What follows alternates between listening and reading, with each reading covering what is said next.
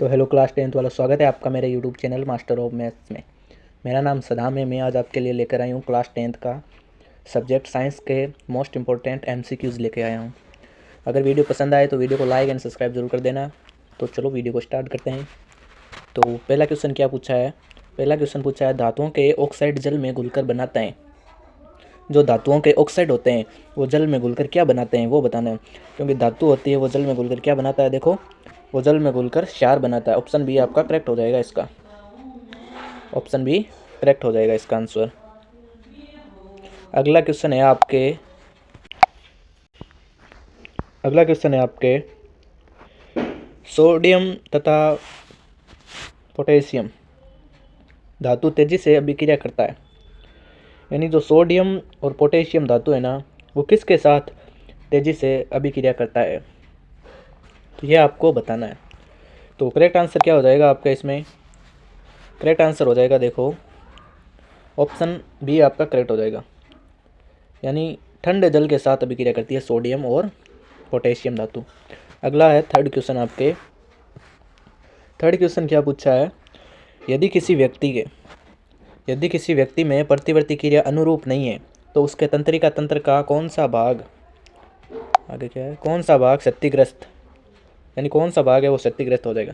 मतलब क्वेश्चन क्या पूछा है, देखो कि यदि किसी व्यक्ति में प्रतिवर्ती क्रिया अनुरूप नहीं होती तो उसके तंत्रिका तंत्र का कौन सा भाग है ना वो क्षतिग्रस्त हो जाता है, वह आपको बताना है। तो आपको पता ही है कि अगर प्रतिक्रिया अनुरूप नहीं होगी तो इसका एक ही कारण है, मेडुला ऑब्लोगेटा। कौन सा? मेडुला ऑब्लोगेटा। ये आपका करेक्ट आंसर हो जाएगा इसका, मेडुला ऑब्लोगेटा। ऑप्शन डी आपका करेक्ट हो जाएगा। अगला क्वेश्चन है आपके चौथा क्वेश्चन क्या पूछा है, कौन सी अंतःस्रावी ग्रंथि, यानी कौन सी है जो अंतःस्रावी ग्रंथि वृक्क के दोनों ओर ऊपर स्थित होती है, ये आपको बताना है।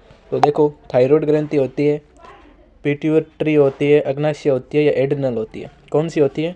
ऑप्शन डी आपका करेक्ट हो जाएगा, एड्रिनल ग्रंथि होती है। अगला क्वेश्चन है आपके पांचवा क्वेश्चन क्या पूछा है, देखो पांचवा क्वेश्चन पूछा है, निम्नलिखित में से कौन सा मात्रक वोट के बराबर होता है, यानी कौन सा मात्रक है जो वोट के बराबर होता है। तो जूल प्रति सेकंड, यानी जूल प्रति सेकंड ये वोट के बराबर होता है, ये भी इसका मात्रक हो सकता है। अगला क्वेश्चन है आपके देखो कि एक इलेक्ट्रॉन वोल्ट बराबर होता है, किसके बराबर होता है, मतलब एक इलेक्ट्रॉन होता है ना, एक इलेक्ट्रॉन वो किसके बराबर होता है ये आपको बताना है। तो देखो एक इलेक्ट्रॉन किसके बराबर होता है ये आपको बताना है। तो ऑप्शन ए आपका करेक्ट हो जाएगा, 1.6 × 10⁻⁻19 जूल, यानी ये एक इलेक्ट्रॉन बराबर होता है, आपका करेक्ट आंसर हो जाएगा। अगला क्वेश्चन है देखो थोड़ा साइड छोटी करके। अगला क्वेश्चन है, किसी विद्युत लैंप के तंतु में 0.4 एम्पियर की धारा प्रवाहित हो रही है। अगर लैंप 3 घंटे तक प्रकाश देता है तो प्रवाहित आवेश ज्ञात करो। यानी हमें आई हमारे पास दी हुई है 0.4 और हमें क्या ज्ञात करना है, आवेश यानी क्यू बराबर हमें वो ज्ञात करना है। और टाइम हमें कितने दिया हुआ है, टी हमें दिया हुआ है 3 घंटे। इनको सेकंडों में बदल लगे, 3 घंटे 1 घंटे में कितने मिनट होती है, 60 मिनट। तो 3 × 60 हो जाएगी, क्योंकि 1 मिनट में 60 सेकंड होती है। तो इसको गुणा कराओगे तो कितना हो जाएगा, ये हो जाएगा आपके। ये होने के बाद आपको क्या करना है, देखो वो होती है आई सूत्र होता है आई बराबर Q/T, यानी आई का और Q का मान रख देना है। इन दोनों का मान रख दोगे तो हमारे पास Q आवेश हो जाएगा। ये भी पूछा है तो इसका टोटल, और आवेश का मात्रक होता है कूलाम, तो टोटल आ जाएगा आपका इसके 4320 कूलाम। ऑप्शन ए करेक्ट हो जाएगा इसका। अगला क्वेश्चन है आठवां क्वेश्चन क्या पूछा है, जड़ का अधोगामी वर्दी है, यानी जो जड़ है उसका अधोगामी वर्दी क्या है, प्रकाशानुवर्तन है, गुरुत्वानुवर्तन है, जलानुवर्तन है या रसायनानुवर्तन है, ये आपको बतानी है। यानी अधोगामी मतलब जो नीचे की ओर वृद्धि करती है जड़ें, उनको क्या बोलते हैं, मतलब आपको पता ही है जो नीचे ओर खींची जाती है उसको गुरुत्वाकर्षण बोलते हैं, यानी गुरुत्वानुवर्तन हो जाएगा इसका आंसर। अगला क्वेश्चन है आपके नौवा क्वेश्चन क्या पूछा है, लोहा एवं इस्पात को जंग से सुरक्षित रखने के लिए, यानी जो लोहा है और इस्पात उसको जंग से सुरक्षित रखने के लिए उन पर किस धातु का परत चढ़ाई जाती है, ये आपको बताना है। तो जिंक की चढ़ाई जाती है, ऑप्शन डी करेक्ट हो जाएगा। इसको दूसरा नाम जस्ता भी बोलते हैं, कभी कभी ऑप्शन में जस्ता भी आता है, तो वो भी आपको ध्यान रखना है।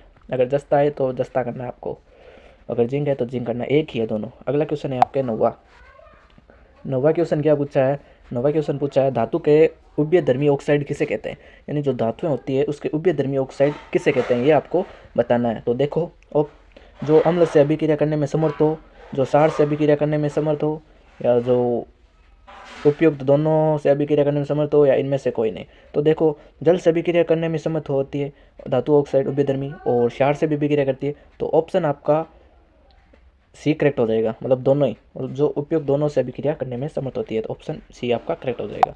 अगला 11वां क्वेश्चन। 11वां क्वेश्चन क्या पूछा है, देखो, पादप हार्मोन साइटोकाइनिन सहायक है। जो पादप 4 हार्मोन होते हैं, 5 प्रकार के हार्मोन होते हैं, मतलब oxygen hormone, gibberellin hormone, cytokinin, abscisic, ये आपको हार्मोन होते हैं 4 प्रकार के। तो हार्मोन होते हैं, तो इसमें पूछा हमें कि साइटोकाइनिन ना ये किस में सहायक होता है पौधों में, ये आपको बताना है। तो देखो, प्रोर तथा अग्रभाग की लंबाई के वृद्धि, तने की वृद्धि के लिए, पादप की प्रकाश की और जड़ के लिए, या इनमें से सभी, ये आपको बताना है। तो देखो, साइटोकाइनिन होता है ना, वो क्या करता है, प्रोर तथा अग्रभाग की लंबाई में वृद्धि के लिए काम होता है। यानी जो प्रो होता है, प्रो मतलब ऊपर वाला भाग, और अग्रभाग यानी जो आगे वाला भाग, उसकी लंबाई के लिए वृद्धि करता है। ऑप्शन आपका एक करेक्ट हो जाएगा। अगला क्वेश्चन है आपके 12वां क्वेश्चन क्या पूछा है, देखो, समांतर क्रम में, यानी एक समांतर क्रम में 10 प्रतिरोध का, जिनमें प्रत्येक का मान 10 ओम है, संतुलन प्रतिरोध होता है। मतलब आपको क्या क्वेश्चन पूछा है कि एक मान लो कोई समांतर क्रम है, उसमें संयोजित 10 प्रतिरोध है, यानी समांतर क्रम में 10 प्रतिरोध जुड़े हुए हैं, जिनमें प्रत्येक का मान 10 ओम है। तो आपको बताना है समतुल्य प्रतिरोध, यानी समान तुल्य प्रतिरोध कितना होगा। तो आपको उन सारों का 10 का करोगे तो टोटल कितना आएगा, 1 ओम आएगा, क्योंकि वो 10 ओम बोल रहा है तो सारों समान बोल रहा है, तो समान 1 होगा। तो ऑप्शन आपका सी करेक्ट हो जाएगा, 1 ओम। अगला क्वेश्चन है आपका, एल्यूमिनियम का प्रमुख अयस्क होता है। एल्यूमिनियम का प्रमुख अयस्क क्या होता है, एल्यूमिनियम का प्रमुख होता है बॉक्साइट। ऑप्शन आपका सी करेक्ट हो जाएगा।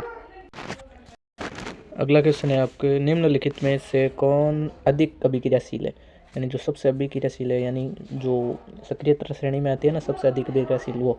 जैसे एक ट्रिक बताता हूँ आपका, केदारनाथ का मालिक आलू जरा फीके पकाता है, कौन होगा जो इसे खाएगा। मतलब ये ट्रिक होती है। तो केदारनाथ, केदार मतलब केदारनाथ का मालिक आलू जरा फीके पकाता है, कौन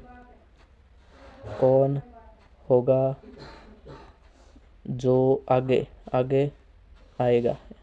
ये ट्रिक होती है, इसके ध्यान रखना। आप देखो, इसमें से पूछा है कौन अभिक्रियाशील है सबसे, तो कॉपर अभिक्रियाशील है। कॉपर देखो ये रही, ये कॉपर है, और बाकी देखो AgHgCu, ये Ag यहाँ पे, Hg यहाँ पे, और Cu यहाँ पे, ये सब नीचे आती है। तो ऊपर कौन सी है, कॉपर हो जाएगी। ऑप्शन आपका ए करेक्ट हो जाएगा इसका।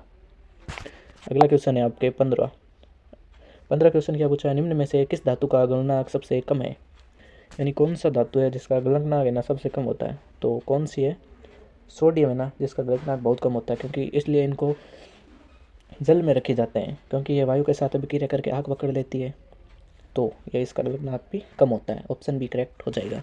तो आज के वीडियो में हम इतना ही क्वेश्चन करेंगे। तो वीडियो कैसा लगा आपको, वीडियो पसंद आई तो वीडियो को सब्सक्राइब जरूर कर देना, और लाइक भी ज़रूर कर देना। तो थैंक यू सो मच। आशा करता हूँ आप सब अच्छे होंगे। धन्यवाद।